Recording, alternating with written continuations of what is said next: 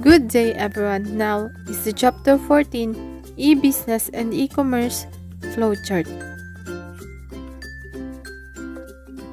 This shows the differences and the overlap between the two concepts. E-commerce is the sale of goods or services from a business to an end-user consumer. Since e-commerce involves selling to consumers, the usual sale will be a relatively small dollar amount when only a few items are sold. The company making the sale will strive for high volume sales to many consumers to generate a profit. Its customers will use a user-friendly interface such as a web browser to place the order and pay with a credit card. On the other hand, e-business is a broader concept that encompasses many business processes using IT systems to enhance or streamline these processes. A part of e-business includes company-to-company sales. E-business includes the sales of goods, services, or raw materials between companies in a supply chain, as well as internal processes like product design and production. These e-business sales tend to be much larger in dollar value, and there are likely to be many items on each order. The buyer and the seller will use common business documents such as purchase orders and invoices, but in electronic form. The software interface between buyer and seller will usually involve more than just a web browser. The vendors and buyers' computer systems may be linked, and the vendor may actually be able to access and monitor the buyer's inventory systems. For a large majority of e-business enabled companies, the infrastructure that supports e-business and e-commerce includes software systems such as ERP or Enterprise Resource Planning and CRM or Customer Relationship Management, and last, SCM, Supply Chain Management Software.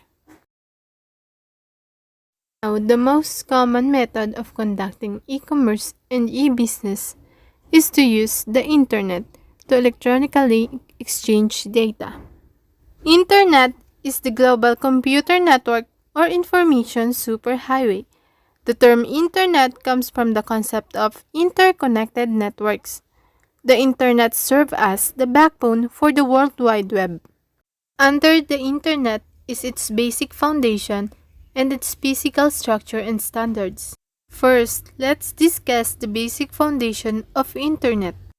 Packet switching is the method used to send data over a computer network. Computer data are divided into packets. Each packet is sent individually over the network, with each packet possibly transmitted via a different route. Router is an electronic hardware device that is located at the gateway between two or more networks. The router forwards the packets of data along the best route so that the data reach their destination. Protocol is a standard data communication format that allows computers to exchange data. TCP/IP is an abbreviation for Transmission Control Protocol or Internet Protocol. Then let's move on the physical structure and standards of the internet. Under it is the network, common standards. The network. Internet includes backbone providers, network access point, regional ISPs, local ISPs, and internet subscribers. A backbone provider is an organization which supplies access to high-speed transmission lines that make up the main network lines of the internet, much like the way that your spinal bones or backbone support all the skeletal systems of your body. The backbone providers connect to each other either directly through private lines or through network access points. Regional ISPs connect to the backbone through lines that have less speed and capacity than the backbone. Local ISPs connect individual users to the Internet. Internet subscribers are connected to local ISPs using either dial-up modems, digital subscriber lines, or cable TV lines. Then, at each of these organizations and gateways, there are computers that function as web servers. A web server is a computer and hard drive space that stores web pages and data. These web servers respond to requests for web pages or data and transmit the web pages or data over the network. Now let's move on the common standards of the Internet. Since any computer can theoretically link to any other computer on the Internet, there must be common and standard methods to display and communicate the data transmitted via the Internet. Each computer on the Internet uses the TCP or IP protocol to communicate with the network. While every computer connected to the Internet could possibly be part of the World Wide Web, every such computer is not necessarily part of the web. The World Wide Web is an information sharing network that uses the Internet as the network to share data. Web pages that are part of World Wide Web are available to anyone using a web browser. However, a common way to present and read the data on a web page is also necessary. The language invented to present data on a website is HTML, a hypertext markup language. Nearly all websites use HTML to format the words, data, and pictures that you see on a web page. In addition to a standard communication protocol and a standard formatting language for web pages, there must also be a common addressing method to store and locate web pages. The addresses of websites and web pages use a Uniform Resource Locator address. A URL is the address you type in to reach a website. The HTTP in a URL address stands for Hypertext Transmission Protocol. When you type in a URL, your web browser actually sends an HTTP command to a web server, directing the server to find and transmit the web page you requested. Under URL address is a domain name, the unique name that identifies the Internet site. Organization must register a domain name to own its exclusive use.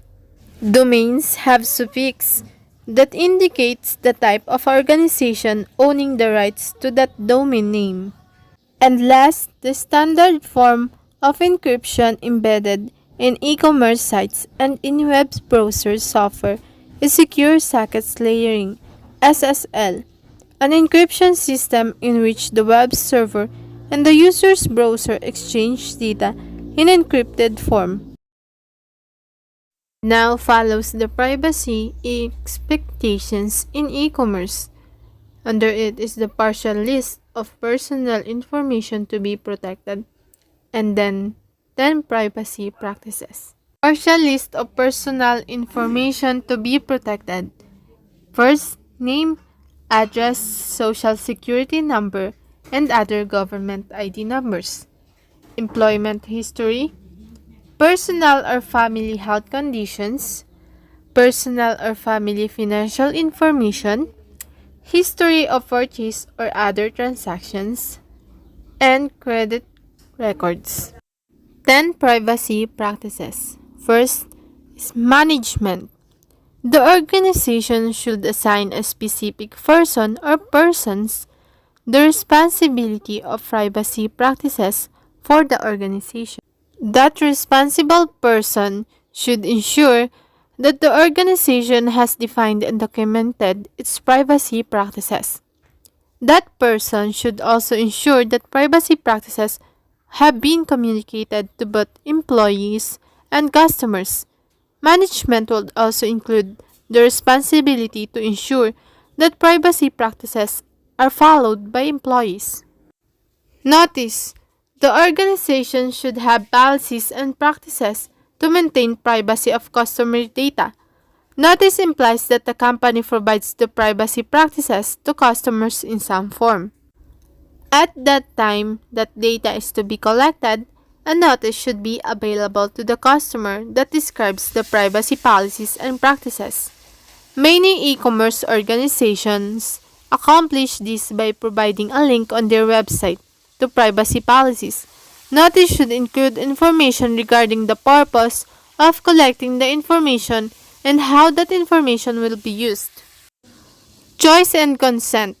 The organization should provide choice to its customers regarding the collection of data and also should ask for consent to collect, retain, and use the data. The customer should be informed of any choices that the customer may have to opt out of providing information. Collection. The organization should collect only the data that is necessary for the purpose of conducting the transaction. In addition, the customer should provide implicit or explicit consent before the data is collected. Use and retention. The organization uses customers' personal data only in the manner described in notice. The use of this data occurs only after the customer has given implicit or explicit consent to use the data. Such personal data is retained only as long as necessary. Access. Every customer should have access to the data provided so that the customer can view, change, delete, or block further use of the data provided. Disclosure to third parties. In some cases, e-commerce organizations forward customer information to third parties. Before this forwarding of data occurs, the organization should receive explicit or implicit consent of the customer. Personal data should only be forwarded to third parties that have equivalent privacy protections. Security for privacy. The organization has necessary protections to try to ensure that customer data is not lost, destroyed, altered, or subject to unauthorized access. The organization should put internal controls in place that prevent hackers and unauthorized employees from accessing customer data. Quality.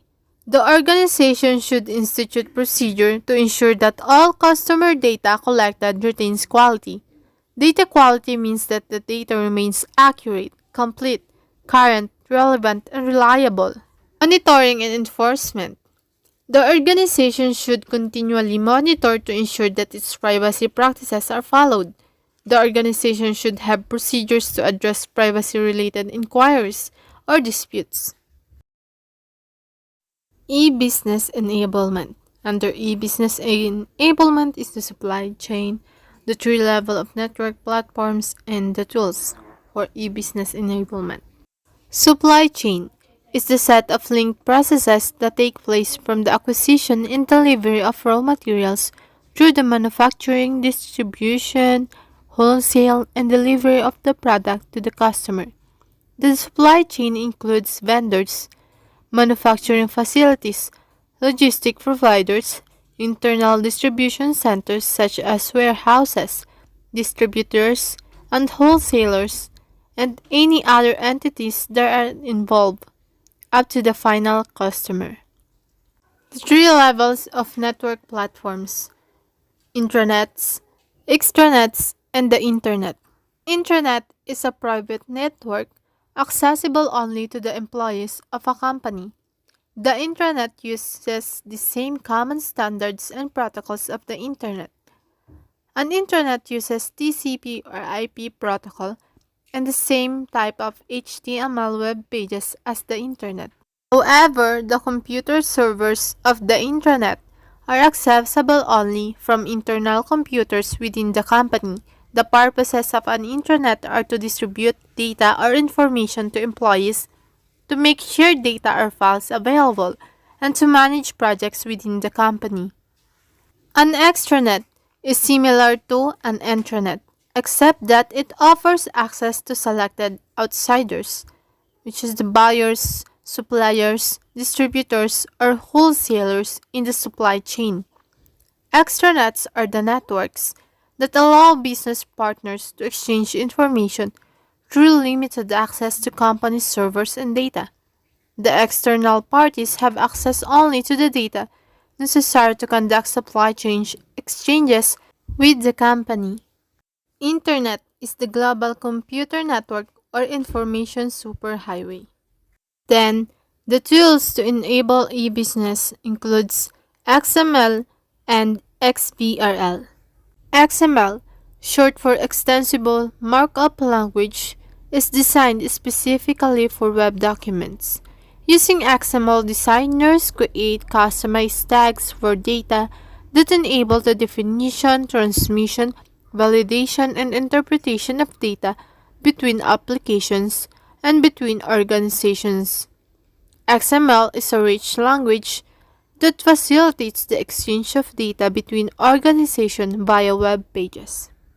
XBRL, short for Extensible Business Reporting Language, is an XML-based markup language developed for financial reporting.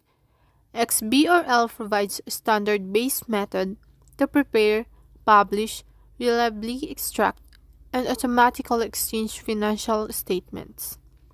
And XBRL dynamic financial statements can be published and manipulated on websites.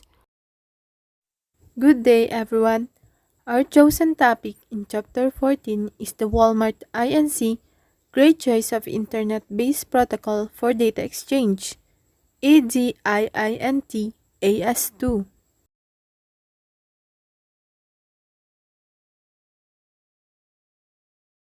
First, let's define EDI. Electronic Data Interchange is the intercompany computer-to-computer transfer of business documents in a standard business format. EDI transmits purchase orders, invoices, and payments electronically between trading partners. Historically, companies who use EDI have relied on value-added networks, or VANs, to exchange information. As the use of a VAN implies per transaction or per volume billing rates, the deployment of EDI in a high-volume business exchange environment can be very expensive. And although EDI had been around for many years, the technology had advanced to allow it to be conducted for free. Yet, many were concerned about the lack of secure transmission over the internet. For years, Walmart has been using EDI to trade data with its business partners through value-added networks. But then, by 2002, the company makes its move to take advantage of the relatively new electronic data interchange internet integration using the AIS2 protocol, which leverage the internet and offer faster data communication at reduced cost. Electronic Data Interchange Internet Integration Applicability Statement 2 o EDIINT-AS2 uses the internet to transmit business information between companies. It thus lower cost for the company and its suppliers. There are several advantages to using the internet or extranet to transmit EDI compared with the private leased lines or VANs. By far, the biggest advantage of EDIINT-AS2 is that the internet or extranets allow cost-free exchange of data. According to iEffect, an IBM platform system, higher security and lower cost are the great benefits of AS2, as of number of transmissions from which the purchase of the technical infrastructure is worthwhile is quickly reached. Then, no longer pay extra for each process, unlike with ISDN-based procedures or VANs. By then, the Walmart changed from traditional EDI and value-added networks to Internet EDI, EDIINTAS2 is a great choice. As of this move, as expected, save $1 million per year for Walmart. As of today, AIS2 is now one of the most widely used secured protocols used in business-to-business world. Using the protocol allows data to be transferred over the internet with assurance of successful transfer. Therefore, Walmart definitely made its great choice back 2002. The change from the traditional ADI to the ultimate EDIINT AS2 is worthwhile, as the buyer and seller and in turn suppliers use the same application with other business customers to transmit everything easily through internet. It is great to have EDIINTAS2 as of many buyers and sellers and suppliers got it easier to exchange information, make order and payments transactions with assurance and security. That makes some call Walmart the market maker for internet EDI.